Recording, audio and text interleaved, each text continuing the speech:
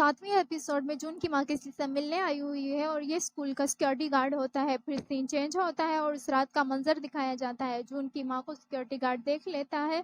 फिर जून की माँ सिक्योरिटी के पास आती है और उसे कहती है कि ये एक हादसा था, प्लीज़ आप किसी को मत बताइएगा कि आपने जून और मुझे यहाँ पर देखा है। सनवा ने खुद ही जंप किया था। फिर सिक्योरिटी गार्ड उन्हें कहता है कि फिर पुलिस को ये सब बताने में क्या प्रॉब्लम है। जून की माँ कहती है कि पुलिस हमारे यकीन नहीं करेगी, अगर आप किसी को नहीं बताएंगे तो ये राज किसी को पता नहीं चलेगा। मेरे बेटे का मुस्तकबिल आपके हाथ में है। मेरा बेटा अभी बस 16 ही साल का है। अगर आप हम पर ये एहसान करेंगे तो मैं आपका ये एहसान ज़िंदगी भर नहीं भूलूंगी। फिर जून की माँ सिक्योरिटी गार्ड से सनवा के फ़ोन और डायरी के बारे में पूछती है और उसे बताती है कि तुमने ही सनवा के माँ के पास ये वीडियो भेजी थी ना, तुम मुझे ब्लैकमेल करना चाहते थे। फिर सिक्योरिटी गार्ड कहता है कि मुझे सनवा के फ़ोन और डायरी के बारे में कुछ नहीं पता। रही बात झूठ की तो वो आप बोल रही हैं। आपने उस रात जो कुछ मुझसे कहा मैंने यकीन कर लिया। अगर मुझे पता होता कि जून ने सनवा को मारने की कोशिश की है तो मैं आपका साथ कभी नहीं देता। उनकी माँ चिल्लाकर कहती है कि अपनी बकवास बंद करो, मेरे बेटे ने कुछ नहीं किया। फिर सिक्योरिटी गार्ड से बताता है कि आपको वाकई लगता है कि उस दिन सीसीटीवी कैमरा नहीं चल रहे थे। फिर जून की माँ हैरानी से कहती है कि सिक्योरिटी सीसीटीवी की फुटेज तुम्हारे पास है। सिक्योरिटी गार्ड कहता है कि मैंने उसे ठिकाने लगा दिया है। फिर जून की माँ कहती है कि मैं तुम्हारे ऊपर भरोसा कर रही हूँ। दिखाया जाता है कि जो सनवा का फ़ोन सिक्योरिटी गार्ड के पास ही होता है। फिर जून की माँ सनवा की माँ को फ़ोन करके कहती है कि मुझे लेसिस के बारे में मेरे हस्बैंड से पता चल रहा था। तुम्हारा हस्बैंड लेसिस के बारे में स्कूल पूछने आया था। स्कूल स्टाफ ने मेरे हस्बैंड को बताया था। मैंने सोचा तुम्हें बता दूं, छोटी सी चीज़ गलतफहमियां पैदा कर सकती है।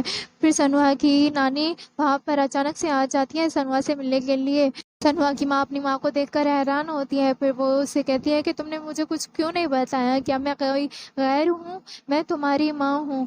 फिर वो सनवा से बात करते हुए कहती है कि मेरे बच्चे ने खुद को मारने की कोशिश की, अगर क्या होगा कि ये सनवा कोमा से ना उठा। ये सुनकर सनवा की माँ कहती है कि आप ये क्या कह रही हैं? तो उसकी माँ कहती है कि मैं फ़िक्रमंद हूँ इसीलिए कह रही हूँ। सनवा की माँ चीखे मार कर कहती है कि अगर आप फ़िक्रमंद हैं तो मुझे तसल्ली दें, मुझे कहें कि तुम स्ट्रांग रहो, अगर ये नहीं कर सकती तो आप घर चली जाएं। फिर सनवा की नानी कहती है कि ठीक है मैं घर जाती हूँ, तुम सनवा को देखो। बाहर आकर वो अपनी बेटी से कहती है कि अपनी बहन का ख्याल रखे। सूहू किचन के पास जाकर कहती है कि तो क्या तुम ये साबित कर सकते हो कि जून ने ये सब कुछ शुरू किया था? वो कहता है जाके भूत से पूछे। तो सूहू कहती है तुम्हारा मतलब डोंगी। वो उसे बताता है कि डोंगी की वजह से जून सनवा से नफरत करने लगा था। फिर ख्याल दिखाया जाता है डोंगी किताब पढ़ रही होती है और किचन इसे तंग करता है और इसकी बुक छीन लेता है। ये देखकर जून इसके पास आता है और उसे कहता है कि इस बेचारे को क्यों तंग कर रहे हो। फिर उससे बुक लेकर डोंगी को देने लगता है और देते हुए नीचे गिरा देता है और फिर मुस्कुराने लगता है। ये सब सनवा देख लेता है और जून से बात करने की बजाय वो डोंगी को बुक उठा के देता है।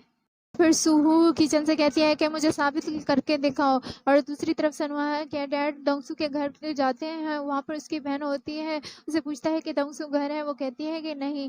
वो फिर उसे बताता है कि मैं उसका टीचर हूँ। फिर अंदर जाकर वो उससे पूछता है कि क्या तुम भाई बहन अकेले रहते हो? वो उसे बताती है कि हाँ। और फिर वो उससे पूछता है कि ये घर उसके जॉब से चलता है? फिर बाहर जाके अफसरदा होता है कि उसे कुछ नहीं पता। फिर सनवा के डैड होटल वाले के पास आते हैं और उसे कहते हैं कि तुम्हें डोंगसू से माफ़ी मांगनी चाहिए। तुमने उसे चोरी के इल्ज़ाम में फंसाया ताकि उसकी तनख्वाह न देनी पड़े। तो आपको पता भी है कि वो बच्चा स्कूल नहीं जा रहा ताकि वो पैसे कमा सके। होटल वाला कहता है कि आप ये मुक्के का निशान नहीं देख रहे? तो सनवा के डैड कहते हैं कि आपने मुझ पर चोरी का इल्ज़ाम लगाया ताकि आपको पैसे ना देने पड़े। तो वो फिर क्या करता है? जो दूसरी तरफ डोंगसू अपने टीचर की बातें तो सुनकर रोने शुरू हो जाता है। सनवा के डैड घर आते हैं और बीवी से कहता है कि ना ही मुझे अपने बेटे के बारे में कुछ पता था, ना ही मेरे स्टूडेंट के बारे में। जो सनवा की माँ कहती है कि पेरेंट और टीचर होने का ये मतलब नहीं कि आपको सब कुछ मालूम हो। तो लोग तो ये भी कहते हैं कि इनका बेटा कोमा में, ये खुश कैसे हैं? और हाथ पकड़कर कहती है कि लोगों को बातें करने दें, जब हम खुश नहीं होंगे तो सनवा और सूहू कैसे खुश होंगे?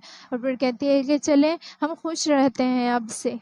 सूहू ये सारी बातें दरवाजे पे खड़ी होकर सुनती है। फिर सुबह होती है, सूहू तैयार होकर आती है। उसकी माँ कहती है कि तुमने फिर से आज रोलर यूज़ किया है। सूहू कहती है कि आजकल हम सैंडविच नहीं बना रहे। तो उसकी माँ कहती है तुम सैंडविच से तंग जो आ गई थी। और फिर सूहू कहती है कि आपके सैंडविच बेस्ट होते हैं।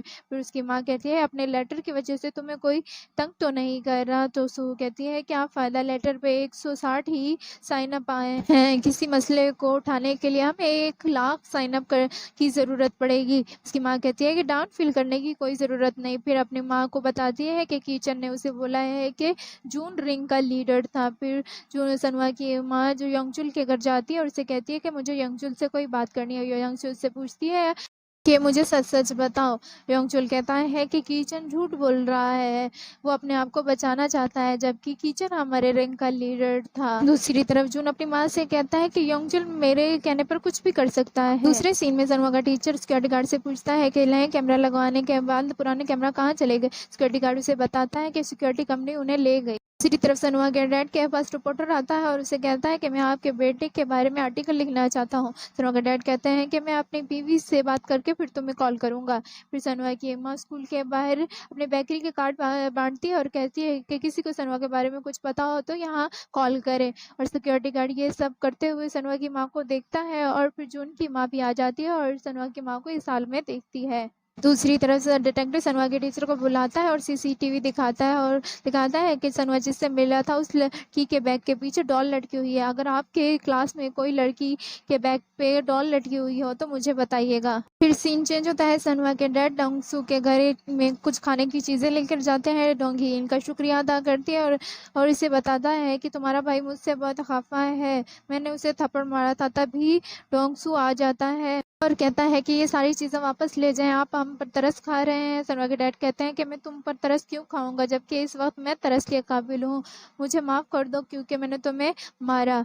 सनवा के डैड उसे पैसे देते हैं और कहते हैं कि ये तुम्हारी मेहनत की कमाई है जो तुमने कमाई थी। जब सनवा के डैड वापस जाने लगते हैं तो डोंगसू उन्हें कहता है कि मेरी बहन को आपके बेटे के बारे में कुछ मालूम, मैंने कहा था इस मामले से दूर रहे इसलिए वो खामोश थी। फिर सीन चेंज होता है। डोंगी उन्हें बताती है कि सनवा उस दिन मुझसे मिला था। सनवा की माँ कहती है कि आपने क्या बात की थी। डोंगी कहती है कि वो किसी से मिलने के लिए जा रहा था, लेकिन मुझे इस बात का यकीन है कि सनवा खुदकुशी नहीं कर सकता। तो इसके पेरेंट्स बोलते हैं कि कैसे। तो वो उन्हें बताती है कि उस दिन मैं अपने आप को मारने की कोशिश की थी।